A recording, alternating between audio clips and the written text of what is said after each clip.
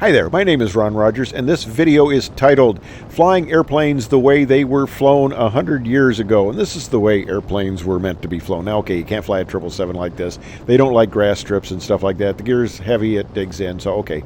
But the way you should fly little airplanes is nice, tight, close-in patterns where if the engine quits, you can actually get to the runway. Now, I fly my home base. This is Dacey Airport up by Harvard, which is, there are a lot of Stearmans up there. It's a real kind of old-time airport, grass strip, just fun as can be to fly out of.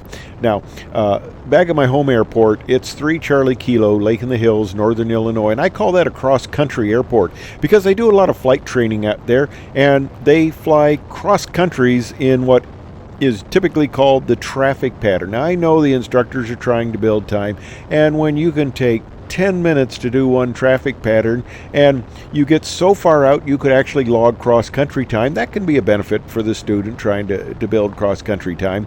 But you know, it's kind of ridiculous. These guys get so far out in that traffic pattern, and old curmudgeon here, me complaining, they get so far out it's like, can you even see the runway from there? And people will call they're entering downwind, and I go, where? Okay. If these guys lose an engine, I mean, it's going to be an expensive taxi ride back to the airport. They are so far out. I like flying nice, tight patterns the way they used to be. Now, this aircraft is a Great Lakes. It was certified in 1929. Mine is, okay, don't tell anybody I'm cheating here because this was built in 2022. It's a brand new old airplane, so I kind of fake people out with that. And I know if you're looking there, you go, that's a Garmin 660 right next to my nose, where my nose was there, isn't it? Yeah, there it is next to my nose. That's a Garmin 660. Yeah, it is. Okay, I got navigation base there, and I take my iPad with me when I go cross countries.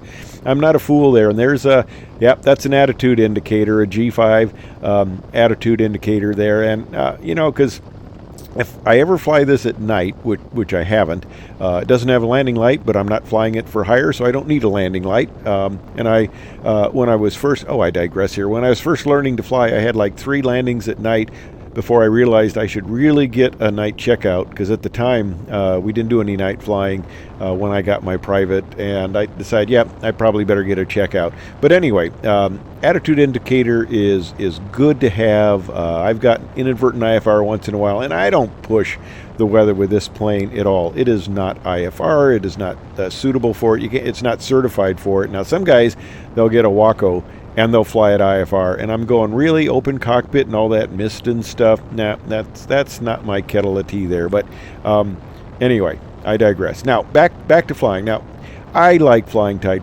patterns, and you know, I've seen Fitz Fulton bring the B-52 at Edwards down initial pitch out and fly patterns that are tighter than these guys fly in their Piper 140, and they've got 1 engine, he's got 8 engines. Okay. And we flew very tight patterns at Edwards. We in the 38. Now, Edwards, it's in the Air Force, but it's kind of a special place because we got a lot of really special pilots out there, and I was there too. But anyway, we've got the world's greatest pilots out there, and there was an approach in the 38. We called it the NASA approach. You fly a nice tight pattern. You'd end up in 6 degrees of bank, about 100 feet off the end of the runway. You're probably 50 feet above the ground. You roll it out, and you go right into a flare, and you get nice tight patterns like that, and they were just a blast and fun to fly.